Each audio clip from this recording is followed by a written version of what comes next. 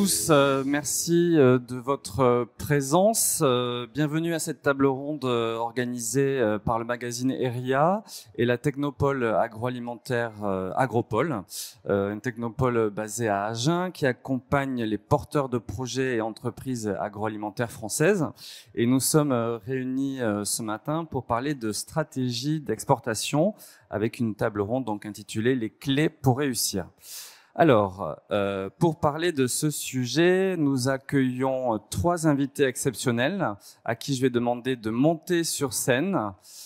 Jean-Paul Toris, je vais vous demander si vous voulez bien de monter sur scène, conseiller du président du groupe Savencia et ancien directeur général du groupe Savencia Fromage et Dairy.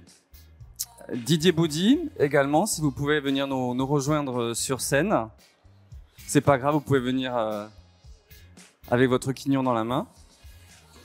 Didier Boudy, qui est président de Mademoiselle Dessert et président de la Fédération des entrepreneurs de boulangerie. Si vous voulez bien vous asseoir, tous les deux. Et nous allons accueillir, j'espère dans quelques minutes, Thierry Blandinière, qui est directeur général du groupe InVivo. Alors, mais avant de leur poser quelques questions, quelques chiffres sur la situation de la France à l'export aujourd'hui.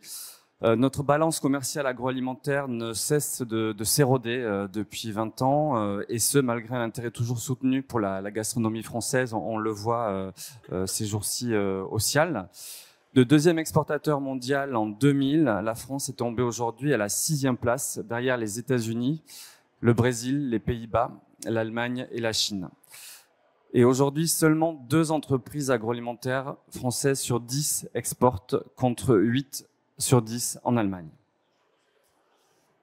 Alors, malgré ce constat un petit peu reluisant, des entreprises tricolores investissent, se développent toujours à l'export et réussissent à développer leur activité.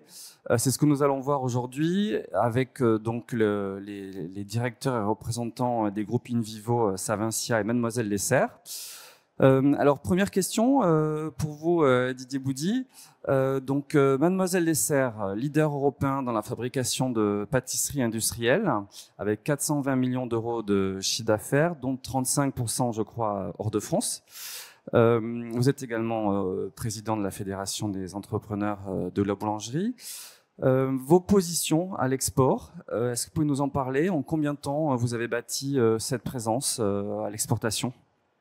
Bon, on l'a construite en 15 ans, puisqu'on a démarré en 2009 l'aventure Mademoiselle Dessert, en reprenant une société qui faisait quasiment rien à l'export. Tout son chiffre d'affaires en France, elle faisait 60 millions. Et en 15 ans, on a construit, à travers le développement à l'export et le rachat de sociétés dans des pays étrangers, on va en discuter, à peu près un tiers de notre chiffre d'affaires, qui représente maintenant 420 millions. Donc c'est une longue aventure. Et je dirais qu'aujourd'hui, le vrai export, c'est-à-dire l'export qui est en dehors des pays dans lesquels on est installé, c'est que 12%. Mais il y a eu des étapes intermédiaires où on a exporté vers l'Angleterre, puis on s'est installé en Angleterre et c'est devenu un marché domestique. Voilà, ça s'est fait à travers le temps. Donc, il y a 12 exports, 33 hors de France. Quels sont les principaux pays porteurs dans lesquels vous êtes et qui se développent très fortement? Alors, il y a les pays dans lesquels on est installé, où maintenant on se développe pas mal, l'Angleterre, la Hollande, la Belgique. Et puis, là où vraiment on a du développement aujourd'hui, c'est les États-Unis et l'Asie. Et vous l'avez dit, on est Mademoiselle Dessert, mais on vient d'être acheté par une société qui s'appelle EMI. Un groupe suisse, EMI. Exactement. Voilà. Et cette coopérative a décidé de nous donner en gestion toutes les activités dessert qu'elle avait dans son giron et qui pèsent à peu près le même poids que Mademoiselle Dessert.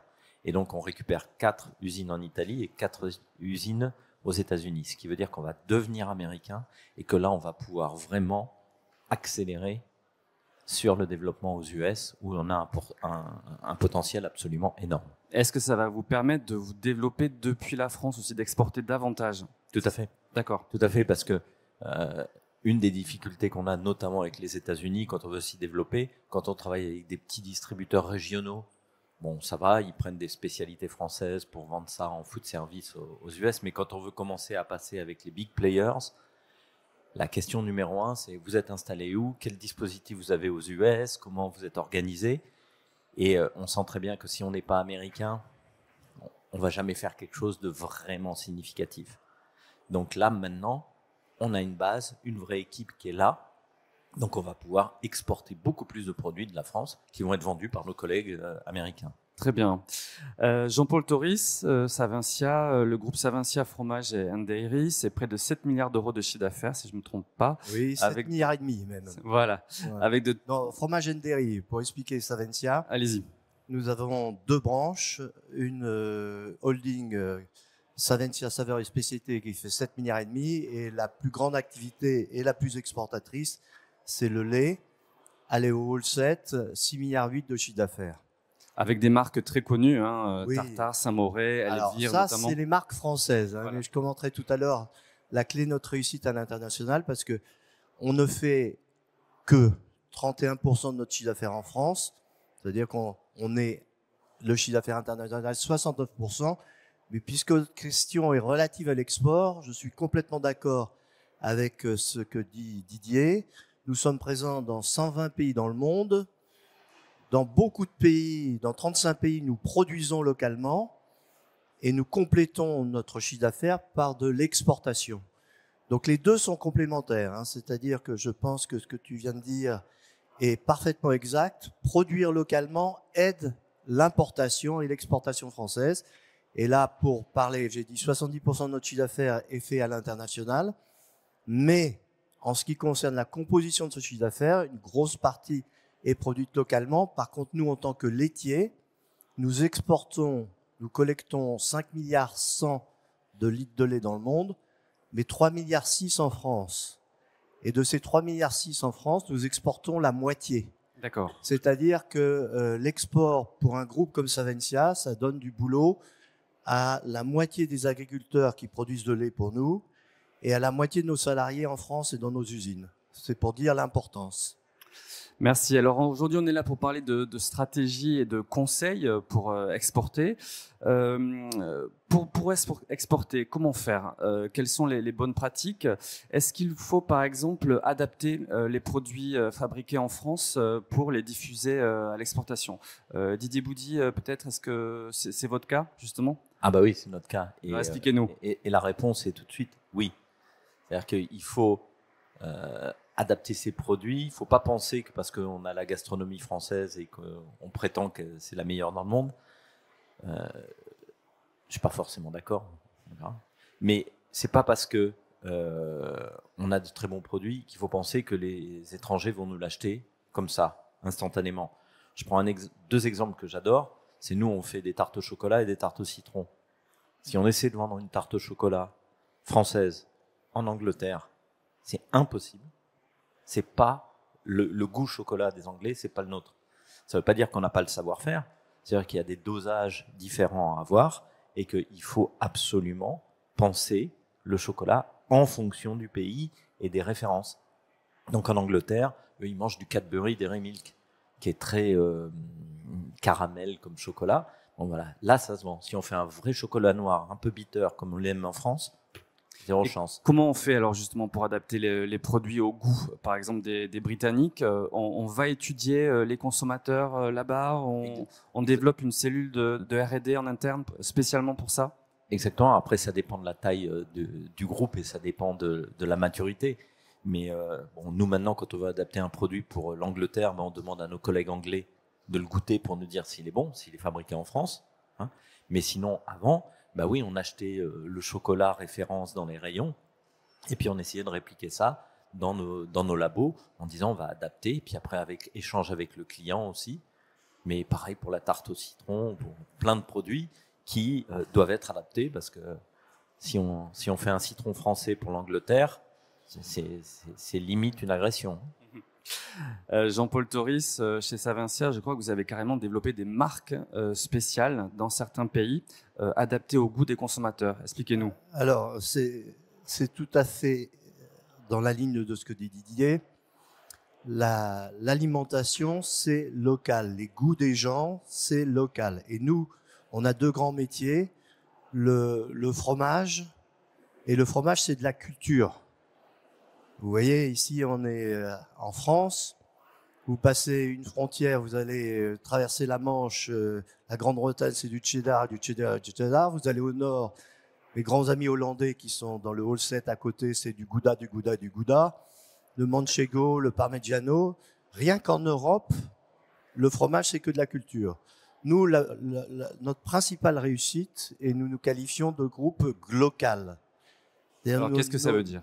Glocal, ça veut dire que nos savoir-faire, nos technologies, notre innovation, nos leviers de fabrication, qui sont extrêmement complexes parce qu'on fabrique des produits vivants, hein, des produits naturels et vivants, c'est un savoir-faire commun à toutes les filiales du groupe. Par contre, nous sommes locaux partout, c'est-à-dire que nos équipes dans les pays, je dis souvent, nous sommes brésiliens au Brésil, notre marque s'appelle Polenghi, nous sommes argentins en Argentine avec notre marque Santa Rosa, nous sommes espagnols en Espagne avec notre marque Arias, nous sommes allemands en Allemagne avec notre marque Milcana, nous sommes tchèques en République tchèque, etc. Je pourrais vous dire que donc notre portefeuille de produits est composé d'un énorme socle de marques locales et nos produits français exportés sont faits au goût des consommateurs. Alors, voilà. Alors, je vais vous citer juste un exemple pour finir. La plus grande marque de fromage, nous sommes leaders du fromage en Allemagne avec la combinaison de production locale, une grande usine et 2/3 de produits importés de France. La plus grande marque de fromage en Allemagne s'appelle Géramont. En France, vous ne la trouverez pas. Elle a été créée par des fromagers français pour les goûts des consommateurs allemands. Et ça, c'est la clé de notre réussite. Et c'est quelque chose que vous allez continuer à développer? Alors, on est sur plusieurs circuits de distribution. La distribution de détail, soit les GMS, soit les fromagers. Et une grosse division aussi, restauration, hein, food service. Dans food service, il y a de service. Donc là, on vend notre beurre, notre crème, et quelquefois d'excellents clients qui sont à mes côtés, et pour faire des recettes. Hein. Donc ces produits-là sont la crème française qu'on exporte dans le monde entier parce que c'est de la crème UHT, donc elle se transporte facilement. Ça, c'est le produit, la marque Elevir, elle est mondiale. Hein. Donc sur certaines marques, on a des politiques de marque mondiale, comme on a une marque de fromage qui vend la France, qui s'appelle Île-de-France, elle est mondiale. Et Elevir n'est pas adapté au goût des consommateurs? Non, parce que ce sont nos clients. C'est un goût universel. Je vous conseille d'aller voir le stand Savencia, vous allez voir les chefs. C'est les gens les plus importants, les exécutifs chefs, et nous avons des chefs dans le monde entier qui font la cuisine avec nos produits, mais à leur façon, évidemment. Hein. Donc, c'est là l'autre secret, c'est d'avoir des produits de base. On fait le chocolat Valrhona aussi, mais chaque pâtissier de chaque pays et chaque grand artiste de ce métier va faire sa recette. Pour le fromage, c'est différent, évidemment, puisque là, on va vraiment partir d'un produit fini, hein, et pas d'une recette. Donc, on va continuer dans les trois directions d'ailleurs, à pousser nos marques mondiales, à pousser nos marques locales et à faire adapter nos produits français pour l'export au goût des gens et aux usages. Et les usages, c'est très important, vous voyez. Dans beaucoup de pays, par exemple, dans tout l'est de l'Europe et au Brésil, on fait des grandes gammes de fromages à griller pour les barbecues. Hein. En France, non. C'est pas un usage qui a collé en France. On a essayé plein de fois, ça marche pas. Donc il faut coller aux usages aussi. Et coller aux usages, ça veut dire faire un produit qui résiste au grill. Alors, vous m'avez offert une bonne transition. Vous avez parlé de chefs étoilés avec lesquels vous travaillez. Est-ce que justement c'est une porte d'entrée, ça, pour exporter ensuite des produits de plus grande consommation pour les consommateurs? Est-ce qu'il faut travailler avec des chefs étoilés dans certains pays? Vous le faites? Est-ce que ça vous ouvre des portes ensuite derrière auprès des consommateurs? Alors là, pour les chefs, effectivement, c'est pour bien sûr toute la partie food service, mais aussi la réputation des produits de consommation, mais c'est extrêmement important. C'est pour ça que nous avons des cuisines et des chefs exécutifs dans notre maison d'excellence à Paris qui travaillent dans le monde entier et qui ont des réseaux de chefs qui déploient nos recettes, des recettes adaptées localement partout. Oui, c'est extrêmement important. Nous sommes partenaires de l'Institut Life, ex-Institut Paul Bocuse. Ce sont nos vrais stars. Et partout localement, en particulier nous nommons des ambassadeurs, qui sont des chefs qui utilisent nos produits, qui ont l'habitude de travailler avec nos produits.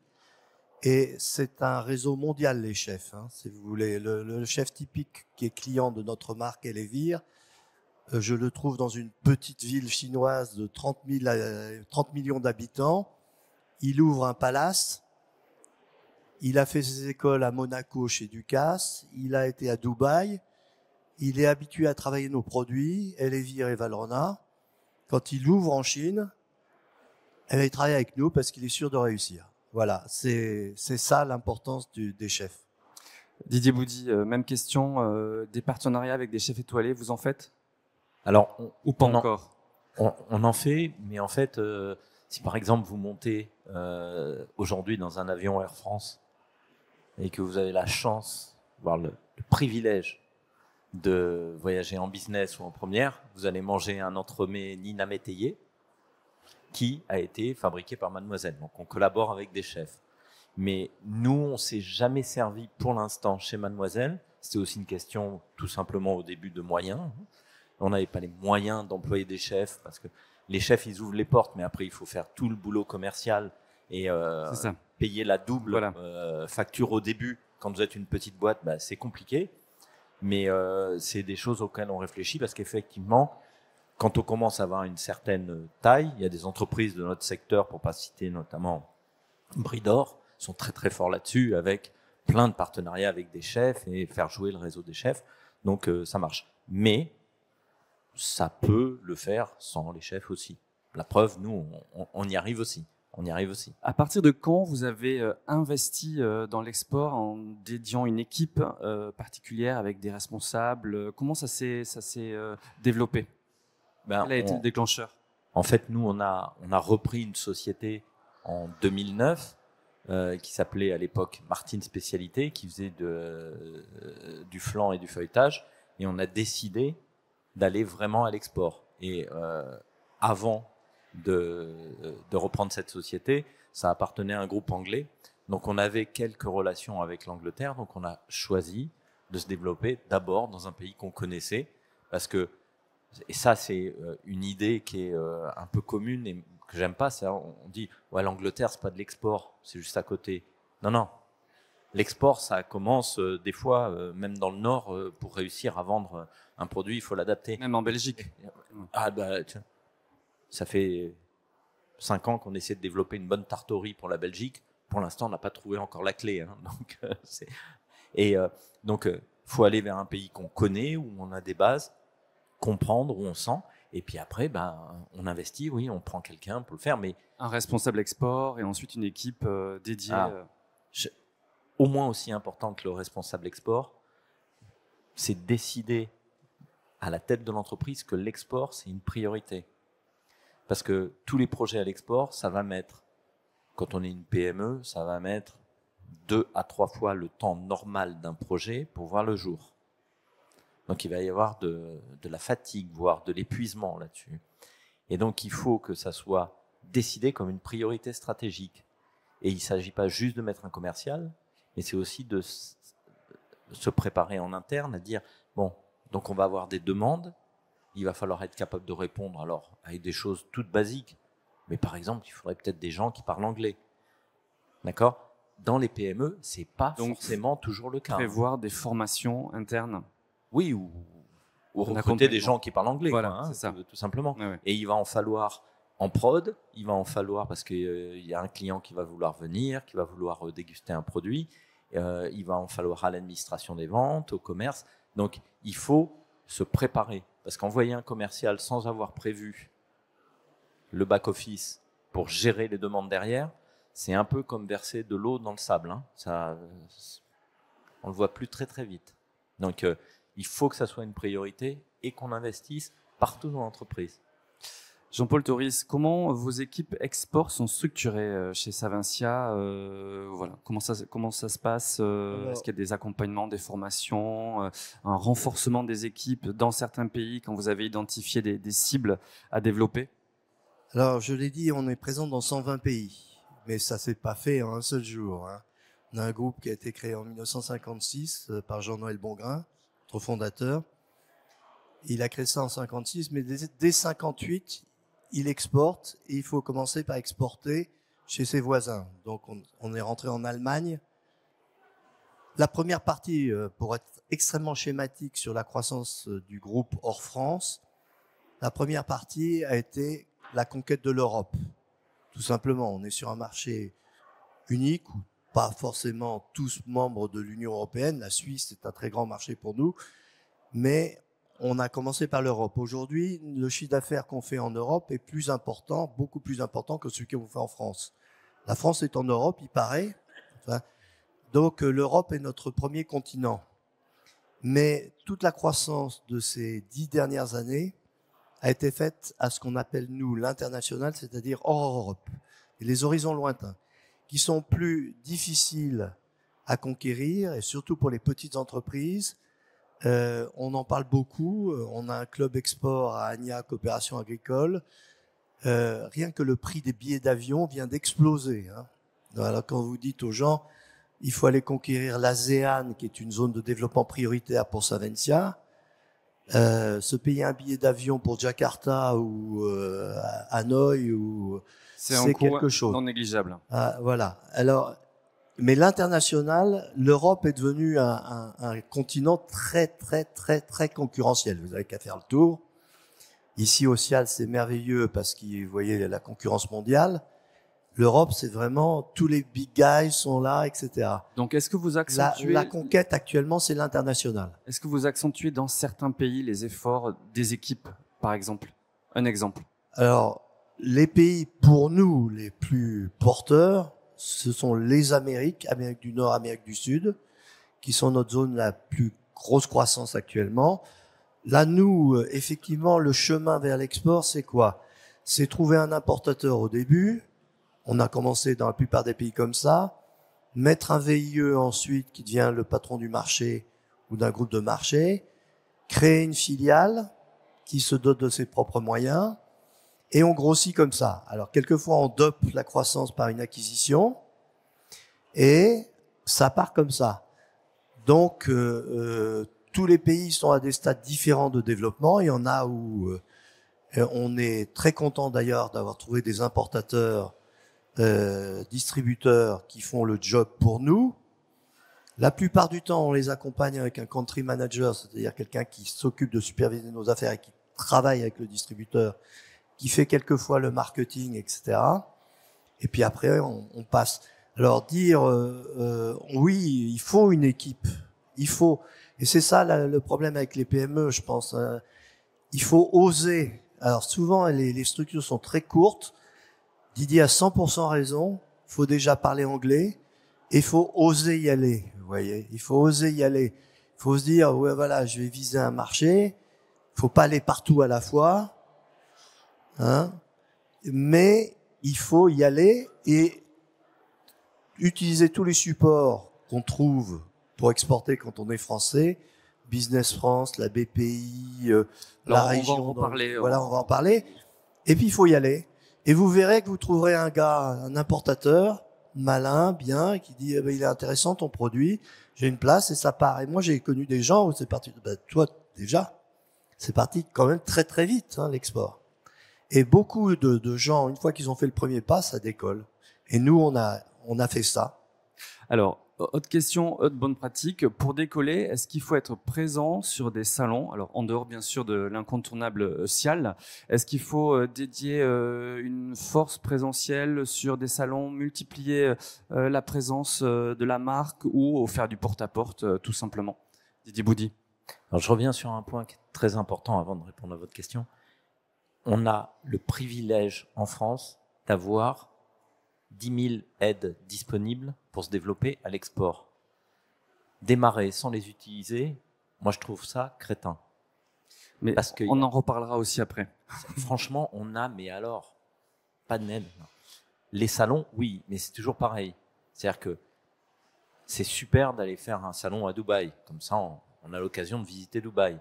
Mais est-ce que on a bien analysé le pays avant? Est-ce qu'on sait quelles sont les forces en présence? Est-ce que, en faisant du travail en amont, on a identifié de potentiels distributeurs, agents qu'on pourrait aller draguer pour essayer de s'implanter dans le pays? Parce que c'est la voie de la facilité. C'est-à-dire, on commence, comme le disait Jean-Paul, on commence par trouver un importateur et puis il va faire le boulot, il connaît le pays mieux que nous et il va se développer. Bon. Aller dans un salon, c'est bien, mais si on a préparé, si on sait où on met les pieds, et encore une fois, si on a adapté la structure en interne, parce que quand on fait un salon, on sait ce que c'est. Il y a plein de gens qui vont venir, il va y avoir plein de demandes. Si on ne répond pas dans la semaine qui suit, 80% des leads, pouf, c'est à la poubelle, c'est oublié. Donc, il faut être prêt à répondre. Être organisé pour. Un salon comme le Cial, est-ce que ça se traduit directement après pour vous, par des marchés? Oui. Pour ouvrir de nouveaux pays ou de nouveaux clients? Oui. Mais il y a un chiffre, par exemple. Nombre de clients, nombre de contacts sur le salon depuis le début de la semaine, depuis le début du salon. Alors, c'est l'avantage d'être le président maintenant, j'en sais rien. Je beaucoup. dirais tout à l'heure, mais beaucoup.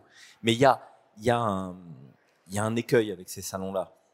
C'est-à-dire que vous passez d'un prospect tunisien à un prospect mexicain, et puis après, vous allez avoir un Émirati qui passe.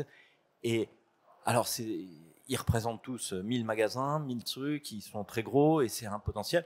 Et puis, on peut, d'un seul coup, complètement se disperser. Et puis, on va mettre plein d'énergie sur un truc, en fait, on n'a pas du tout analysé, on n'a pas vu avant qu'il y avait des barrières à l'importation, que nos produits contenaient ça ou ça, qui sont interdits dans le pays, qui technologiquement vont pas le faire. Donc, alors, comment on fait pour pas s'éparpiller, justement? On réfléchit avant. Je répète, ça doit être une décision. On veut faire de l'export. Ok, on analyse. On doit aller où? Le mieux, c'est d'aller chez ses voisins. Plus c'est proche, plus ça sera facile a priori. D'accord? Et on s'organise. Qu'est-ce qu'il va nous falloir comme moyen? Quelles ambitions on a? Qu'est-ce qu'il y a comme aide export? Il n'y a pas une région qui aide pas ces entreprises à exporter, qui peuvent faire un stand. Et puis après, quand on est sur le Cial, et puis qu'il y a un Mexicain qui vient et qui dit « Ah, c'est intéressant vos produits », bon, on est gentil, on est poli, on plein de trucs. Peut-être qu'on va pas relancer parce que on n'est pas du tout organisé, on n'a personne en interne qui va parler espagnol, qui va faire ci, et on se focalisera sur les vraies priorités qu'on a choisies. Jean-Paul Toris, une réaction sur les salons? Sur les salons, je partage complètement ce que dit Didier. C'est une façon de commencer, il faut le faire, mais il faut pas aller partout d'un seul coup, etc. Si vous avez choisi d'attaquer l'Afrique, le Moyen-Orient, vous allez à Dubaï. Si vous avez décidé d'attaquer la restauration en Asie, vous allez au Food Hotel Asia à Singapour. Mais vous n'allez pas partout et vous dispersez partout. Il faut choisir déjà. Le salon, c'est indispensable pour deux choses. Premièrement, trouver des clients, mais aussi, et je le pense, parce qu'ici vous êtes au Cial, nous, ça fait 30 ans qu'on est au Cial. Si vous allez sur le stand de Savencia, vous verrez qu'on a toujours fait un grand événement mondial, pas du tout français. Autrefois, on avait les clients français qui venaient. Ils viennent plus. C'est pas d'ailleurs, on a assez d'occasions de les rencontrer en France. À mon avis, ils ont tort parce que le vrai intérêt du Cial, c'est que vous voyez l'offre mondiale. Ici, la France représente 10% de l'offre. Hein. Donc vous avez le monde entier. Donc déjà, pour faire une étude de marché, c'est pas mal le Cial. Hein. Et là, vous allez vous voir, il est marqué Turquie, machin, tout ça, Allemagne, et vous verrez vos concurrents. Et là, ça vous donne une première idée de là où votre produit a plus de place d'être intéressant parce qu'il n'est pas fabriqué localement à la moitié du prix, parce que votre offre est unique. Vous verrez ça. Et alors après, faut aller choisir, comme tu l'as dit. Et oui, si vous avez choisi une région, il faut aller au salon de cette région. Et là, après, je pense qu'on en reparlera, tout commence les ennuis. Hein, c'est-à-dire, tu prends un bon de commande, ton usine est agréée, c'est quoi les droits de douane, c'est quoi le fret maritime, avion et tout, et il y a toute la chaîne d'approvisionnement, ça devient vraiment là un grand sujet. On a beaucoup vu de gens qui se pètent la gueule parce que ils pensent qu'il suffit d'aller sur un salon, prendre un bon de commande, puis après il faut juste délivrer, voilà. Mais et un message quand même au nom du CIAL.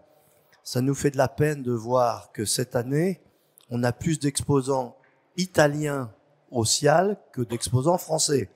Alors, quand on commence à vouloir exporter, utilisons le plus grand salon français. Hein. Mais en contrepartie, il y a plus d'innovations françaises qui ont été récompensées, c'est ce que vous me disiez tout à l'heure. Hein. Oui, c'est hier, effectivement, ici, j'ai eu le plaisir de recevoir le prix d'innovation pour la France.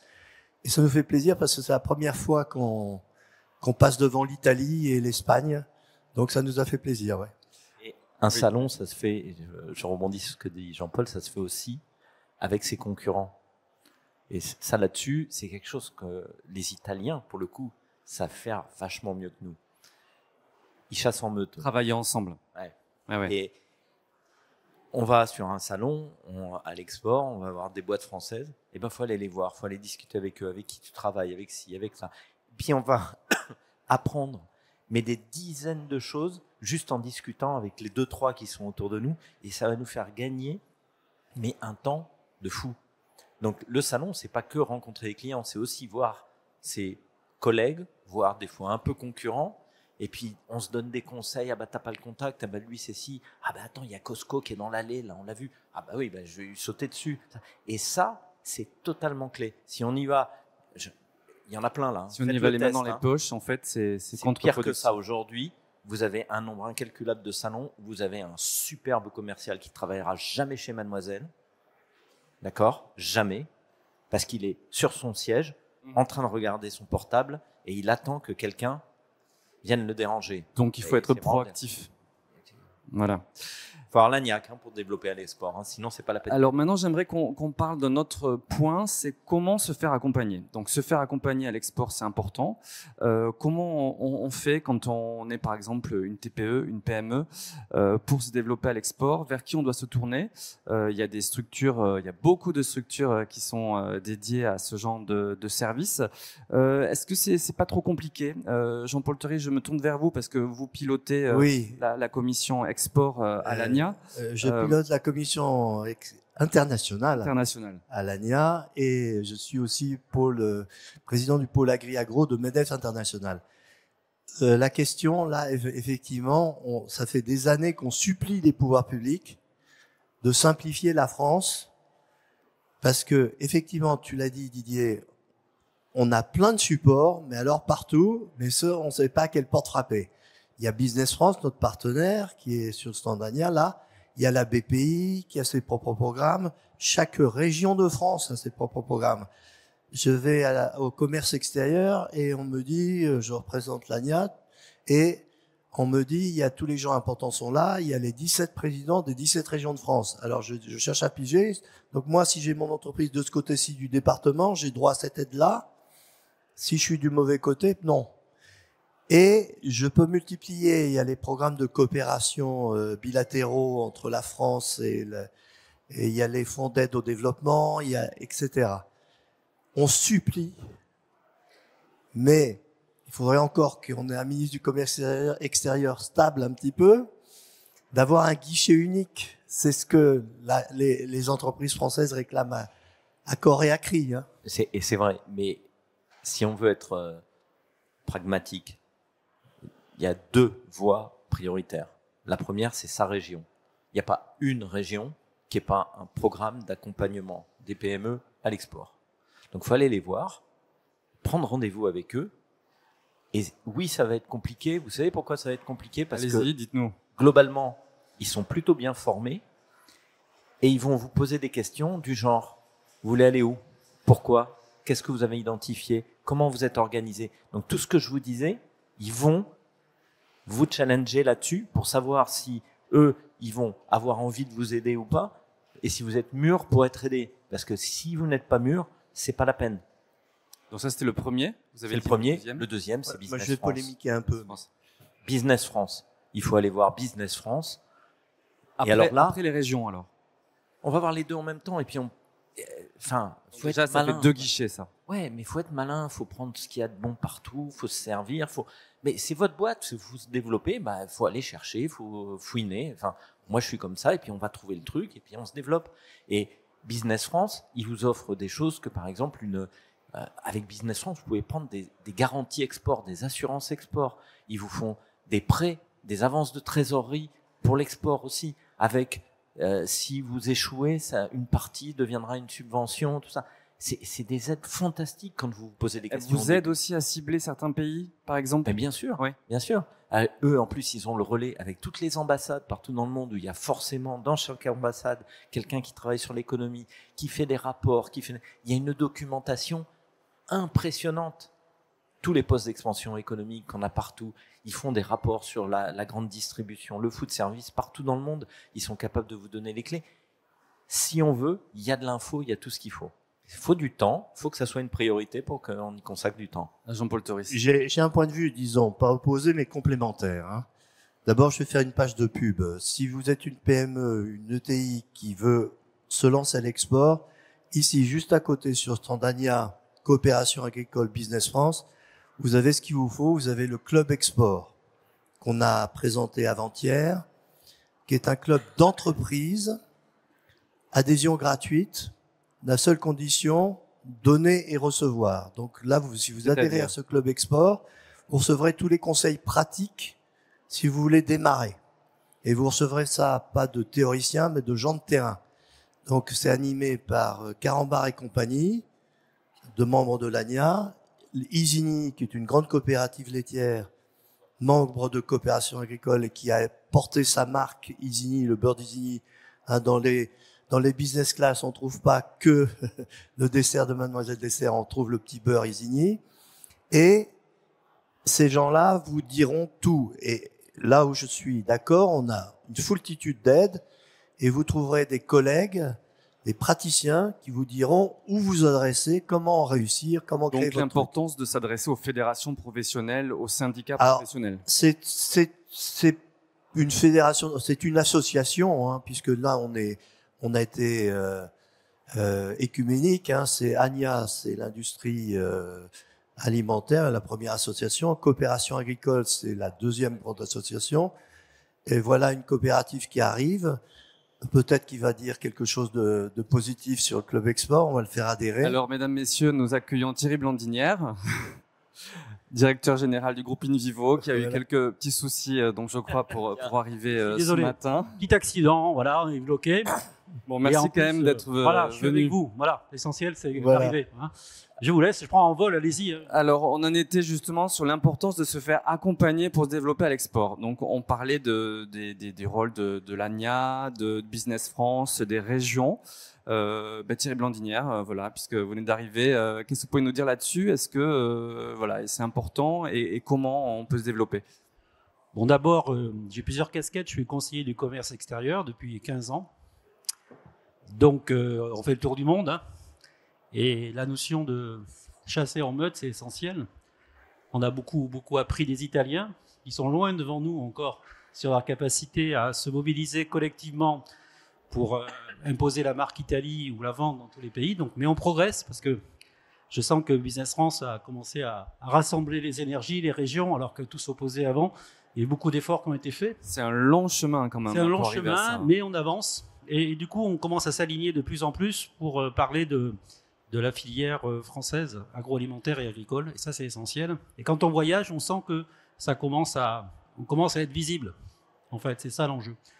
Et donc, sur les coopératives, les négoces ou les agroalimentaires, ou même la distribution, il faut arriver à parler ensemble pour promouvoir nos produits.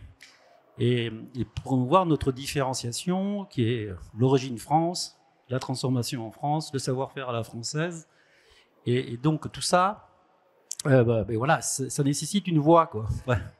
Donc, Business France, l'ANIA, Coopération agricole, tout ça, il faut que ça s'aligne pour parler d'une seule voix. Et c'est ça qu'il faut faire progresser, quelles que soient les filières laitières ou céréalières. Alors, une question aussi pour vous, Thierry Blandinière. Quand on a préparé cet entretien, ce rendez-vous, vous m'aviez parlé de l'importance aussi des politiques locales, de se faire accompagner sur place et de rencontrer les diplomates, la diplomatie, justement, pour pénétrer certains pays. Est-ce que vous pouvez nous donner des exemples de liens qui ont pu être faits pour faciliter barrières douanières, barrières sanitaires éventuellement?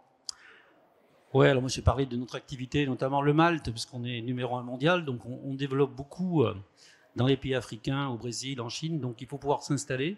Une usine, c'est 100 millions d'euros à chaque fois, 120 millions d'euros, donc on ne met pas 120 millions d'euros dans un pays sans avoir des garanties politiques, commerciales, certes, des partenariats avec des clients, mais surtout qu'on ne soit pas embêté, comme on l'est souvent dans certains pays. Encore récemment, l'Éthiopie ne rembourse pas la TVA, l'Ukraine ne rembourse pas la TVA. Donc c'est là où il faut vraiment faire un lobbying politique très fort pour justement qu'on soit priorisé là-dedans et qu'on n'ait pas toujours Comment vous faites après l'argent qui ne rentre pas et qui reste dans les caisses parce que le pays ne va pas très bien. C'est le cas de l'Éthiopie aujourd'hui, c'est le cas de l'Ukraine historiquement. Et comment on fait? Là, c'est là où il faut mobiliser l'ambassadeur, c'est là où il faut mobiliser les politiques françaises qui appuient politiquement telle ou telle entreprise pour qu'on soit en fait en haut de la pile quand ils doivent traiter le dossier et pas en bas. Et ça, c'est le job des politiques de nous mettre en haut de la pile. C'est leur valeur ajoutée. C'est juste ça, leur valeur veut ajoutée. dire, depuis la France, Voilà. un travail de lien étroit avec les fédérations professionnelles aussi, Oui. l'ANIA notamment, la coopération agricole. Par exemple, sur les questions de TVA, il faut que tout le monde soutienne la démarche, pas juste une entreprise qui se bat pour récupérer sa TVA, parce que c'est un problème plus global. C'est un problème de relation d'État à État. Vous voulez qu'on investisse dans vos pays, mais à côté de ça, soyez conformes à vos engagements, respectez vos engagements. Et donc l'État doit être le garant de tout ça, il me semble. Alors Jean-Paul Thury, une réaction, et puis après on abordera un dernier Une réaction, point. Thierry a complètement raison. Il faut s'appuyer sur les forces de la France et notre corps diplomatique est tout. Moi, au pôle Agri-Agro de MEDEF International, on reçoit des délégations. On reçoit des délégations sur des pays qualifiés de à risque. Hein. Et là, on a le support de la BPI qui va nous dérisquer l'investissement. Et ça, c'est extrêmement important pour les pouvoirs publics. Ça fait partie aussi des relations diplomatiques de la France avec certaines zones. Et ça, il faut savoir, comme tu le dis, que la France est bien présente, et on l'a dit tous les trois, hein, je crois, aux côtés des entreprises françaises pour les aider à se développer à l'international, malgré les risques, et quelquefois pour les pas totalement dérisquer, mais quand même bien. Alors, un dernier point, j'aimerais vous entendre sur tous les trois, sur la possibilité de mutualiser les coûts quand on est des entreprises françaises pour aller à l'export. Est-ce que c'est possible? Est-ce qu'un grand groupe peut parrainer, accompagner ou partager des efforts sur l'export? Est-ce que, voilà, question un petit peu délicate. Non, mais après, ça dépend de la mission du groupe. Hein. Chaque groupe a sa stratégie. Dans le monde mutualiste, il y a le bien commun qui compte. Donc, on essaye de mettre à disposition nos savoir-faire, nos contacts à certaines entreprises locales, circuits courts notamment. On a un exemple à Singapour nous avons la marque SoFrance. Donc, on a ouvert des bistrots à Singapour et pour la gastronomie française, mais le côté bistrot, le côté accessible, pas le côté grand chef. Hein, voilà. Là, SoFrance sert d'ambassadeur des produits français à Singapour. Et donc, alors, des produits au départ. Je vous raconte l'histoire. Bon, tout part de la région d'Aquitaine, avec des projets en Chine qui s'appelaient Maison du Sud-Ouest à l'époque, qui ont été quand même un échec, parce qu'une fois qu'on a fait les maisons, après on avait du mal à exporter, compte tenu des barrières douanières, tous les produits frais notamment, avec la Chine. Et donc du coup, tout ça, ça a été arrêté. Et le président de la région d'Aquitaine, Alain Rousset, que je connais, m'appelle, il me dit il faut qu'on fasse quand même un truc, etc. Il faudrait faire Sud-Ouest France. J'ai vu qu'il était à Singapour, est-ce qu'on peut faire Singapour? J'ai dit oui, mais il ne faut pas mettre Sud-Ouest France, il faut déposer la marque SoFrance. Il faut que ça soit, certes, des produits d'Aquitaine, mais pas que d'Aquitaine, il faut que ça soit la marque France. Donc on a négocié avec le président de région une quote-part de produits, alors c'est comment dire, c'est anecdotique, mais une quote-part de produits représentant 50% à la région Nouvelle-Aquitaine, mais aussi il nous fallait du camembert, du champagne, il n'y en a pas en Aquitaine, et ce qui fait la France. Donc finalement, on a trouvé un accord global, qui est la marque SoFrance, et donc à discuter donc là, il y a une mutualisation de l'effort. Voilà, et ça, voilà. Alors c'est petit, mais ça peut être aussi un pilote qui peut être intéressant pour la suite. Et je sais qu'on va discuter avec le coup d'après, alors de Saint-Martin. Qu'est-ce qu'on fait cette marque France? Est-ce qu'on peut... Moi, je suis prêt à mettre la marque SoFrance, qui appartient aujourd'hui à InVivo à 50% à la région d'Aquitaine, sur la table pour dire ça peut être demain un projet collectif qui peut porter le savoir-faire français mondialement, un peu comme ont fait les Italiens avec Italie, hein, c'était ça l'idée. Donc voilà, c'est sur la table, nous on est prêts à partager tout ça. Je l'avais déjà dit. Moi. C'est une super bonne idée parce que moi, je pense, hein, c'était la petite correction que je voulais dire par rapport à toutes les régions. Nous, la France, on est quand même un pays super complexe. Hein. Nous, on vend notre marque Elevir dans le monde entier. Elle est fabriquée, je vois le pavillon Normandie, mais on n'écrit pas Normandie dessus, on écrit France. On met la Tour Eiffel.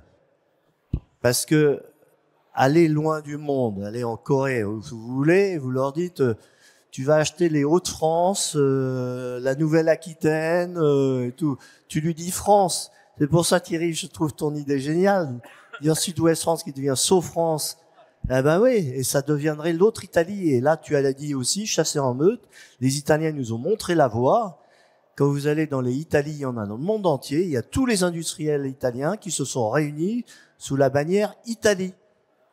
Et nous, c'est plus au départ pour les TPE, les petits agriculteurs, pour qu'ils aient une vitrine à Singapour. Ils sont très fiers. Bon, la région d'Aquitaine a assuré la communication de tout ça. C'est un peu politique, mais avait fait un avion pour l'inauguration avec l'ambassade. Et on avait plein de petits producteurs qui découvraient Singapour et qui étaient très fiers de voir, même s'ils vendent 4-5 boîtes, mais il y a leur nom à Singapour. Et pour eux, c'est une grande fierté aussi. Et ça, l'image est importante. Didier Boudy, sur la mutualisation des coûts entre entreprises, le parrainage, votre point de vue. Moi, je suis pas de la même taille que ces messieurs, d'accord, pas du tout la même. Mais votre regard est aussi envergure. intéressant. Alors, il y a Jean-Paul qui un jour m'a dit, est-ce que tu voudrais pas faire un cheesecake avec du Saint-Moré? Donc, ça peut exister. On a fait des tentatives. La difficulté, c'est que je pense que c'est quelque chose qui peut être en plus, mais ça doit pas être le cœur de la stratégie export de mutualiser, parce que il faut se l'approprier. Comme je l'ai dit depuis le début, c'est vraiment une décision d'entreprise qui doit être portée par le top. Parce que après, la grande entreprise, elle a ses priorités, ses problèmes. Et puis, on descend dans les priorités quand on est le petit accompagné. Et puis, on attendait plein de choses et on se retrouve tout seul. Donc, je pense que ça peut être bien, mais ça doit pas être le cœur de la stratégie. Et puis, il faut pas trop compter dessus sur le long terme. Il faut reprendre en main son destin après. Alors, on arrive au terme de notre table ronde. Peut-être juste un mot rapide, mais les grands groupes n'ont pas besoin de... Ils sont capables d'exporter, ils sont présents dans le monde entier. C'est de dire comment on accompagne aussi les petites entreprises dans un schéma plus mutualisé. C'est ça surtout l'enjeu. Je ne pense pas que dans les produits laitiers, ils savent faire tout seuls. Les céréaliers aussi, on a la taille pour ça. Et c'est compliqué après de chasser en meute avec les grands groupes parce que chacun a sa petite musique. Mais bon, encore faut-il qu'ils soient bienveillants par rapport à des plateformes collectives comme Sofrance qui accueillent les TPE, PME et agriculteurs, producteurs de circuits courts à l'international. Alors, pour terminer, juste, j'aimerais vous entendre que vous donniez 3 conseils chacun pour se développer à l'export. Thierry Blandinière, vous avez le micro, vous pouvez continuer. Vos 3 conseils pour démarrer ou se développer à l'export.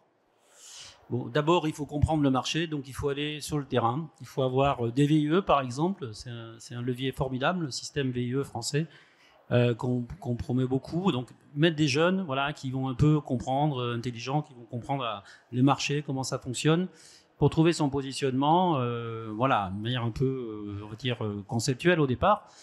Et après, commencer à tester les produits, test and learn, et on voit si ça marche, adapter le packaging, adapter le goût. C'est important aussi d'avoir des recettes différentes.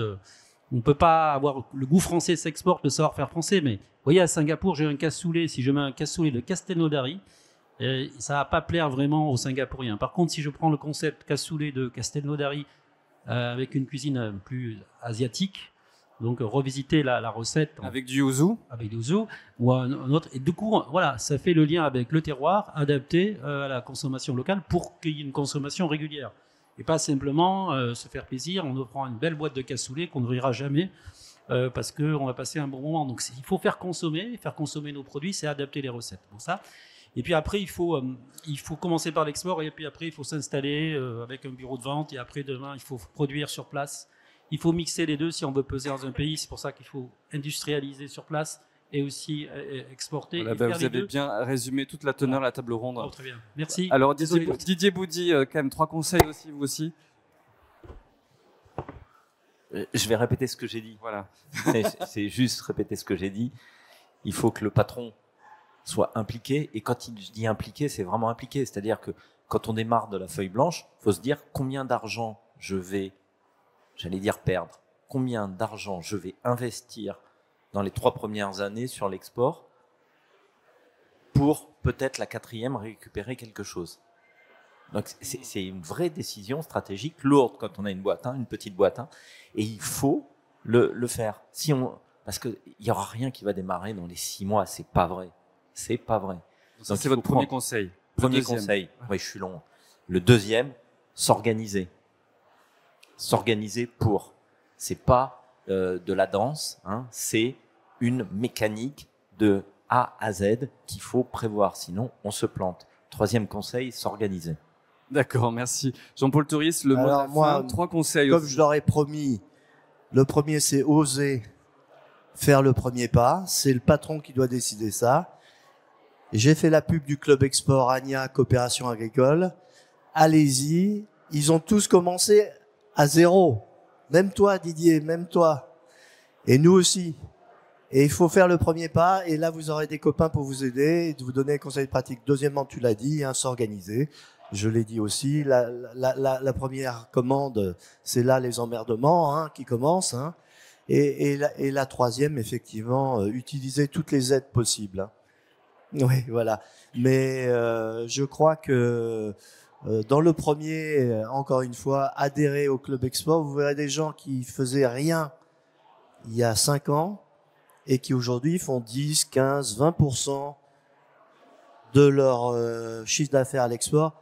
Et malheureusement, on l'a dit au plus haut niveau, ils font plus de marge et d'argent souvent sur ces 20% que sur les 80% qui sont encore en France parce que c'est pas un marché facile.